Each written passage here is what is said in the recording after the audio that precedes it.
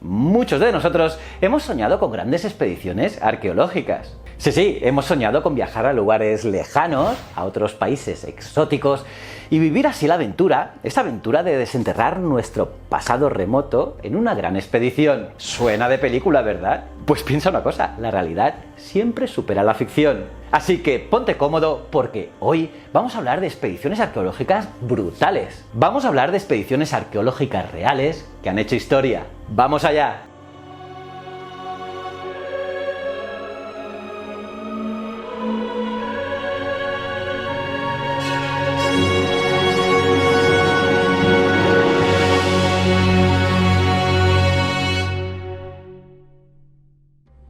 Bienvenidos a un nuevo vídeo del canal de la Fundación Palarc. Un nuevo vídeo en el que vamos a viajar a lugares espectaculares, exóticos, acompañando a grandes expediciones arqueológicas.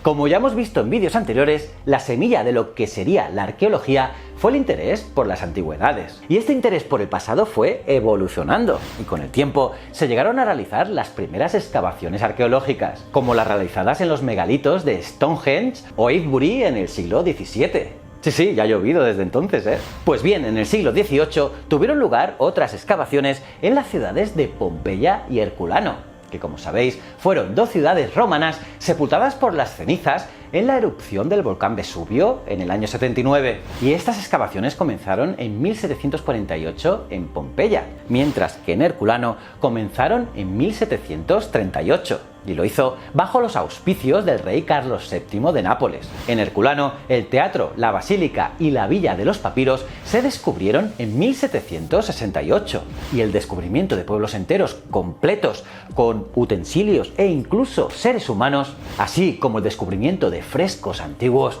tuvo un gran impacto en toda Europa. Pero aunque ya tuvieran lugar grandes excavaciones como estas, por supuesto con métodos de la época, que no eran tan metódicos como ahora, como la arqueología moderna, fue poco después cuando empezaron a haber grandes expediciones en sentido estricto. Y así, los países europeos que poseían colonias empezaron a interesarse en desenterrar monumentos y también, claro, recoger artefactos en estas áreas colonizadas, usurpando así, sarcófagos, esculturas o edificios enteros. Y con estas prácticas se enriquecieron y mucho los fondos de grandes museos europeos. Pero también se expoliaron grandes yacimientos y áreas arqueológicas en estos otros países. Por ejemplo, el ejército de Napoleón realizó excavaciones durante su campaña en Egipto entre los años 1798 y 1801. Y podemos considerar que esta fue la primera expedición arqueológica importante en el extranjero. Pensad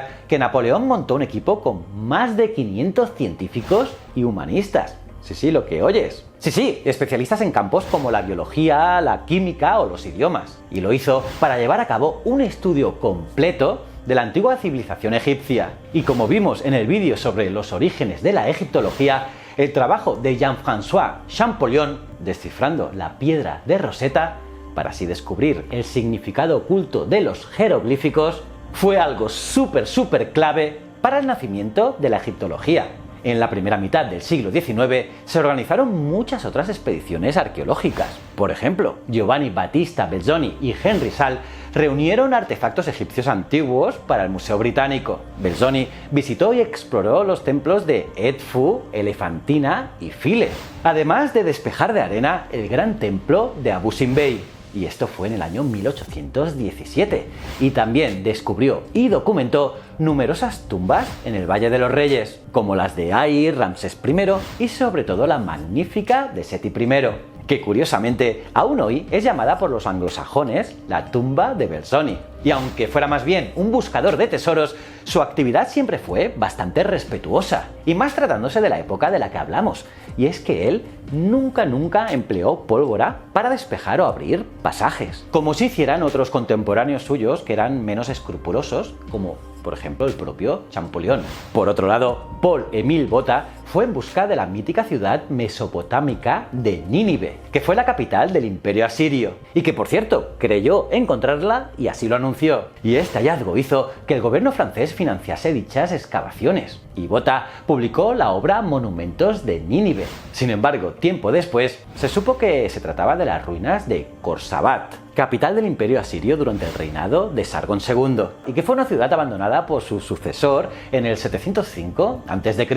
Pero igualmente se consideró y se considera un hallazgo arquitectónico espectacular, del cual Botta recuperó importantes piezas de arte asirio que fueron enviadas al Louvre en 1846. Y claro, todas las piezas encontradas por Botta y toda su expedición causaron un gran éxito en toda Europa y provocó el redescubrimiento del arte asirio. Por otra parte, Austen Henry Layard lideró otra expedición que desenterró las ruinas de Babilonia y Nimrud, y este personaje comenzó siendo muy joven en unas excavaciones en 1847 en las proximidades de Mosul, en Kuyunjik y Nimrud, para investigar la situación de los asentamientos. Pues bien, 2 años después, en 1849, arrancó la segunda expedición adscrita a la Embajada Británica, y fue en esta expedición cuando investigó las ruinas de Babilonia y los montes del sur de Mesopotamia. A él se le atribuye el descubrimiento de la biblioteca de Asurbanipal durante este periodo, y durante estas expediciones